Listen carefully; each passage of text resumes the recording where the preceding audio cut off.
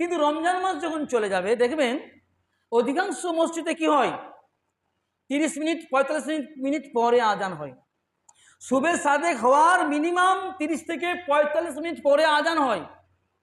তার মানে রমজান মাসের পর হঠাৎ করে যেন সুবে সাদেকের চেঞ্জ, এতখানি চেঞ্জ যে আধ ঘন্টা পরে আজান হচ্ছে।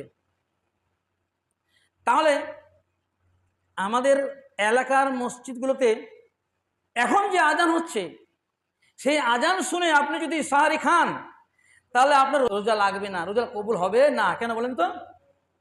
অলরেডি সুবে সাদেক হয়ে গেছে। সুবে সাদেক হয়ে গেছে মানে আপনার সিয়াম চালু। বুঝতে পারছেন? সুবে সাদেক হয়ে গেছে মানে আপনার সিয়াম চালু। এখন তখনও কিন্তু এলাকায় আজান হচ্ছে না।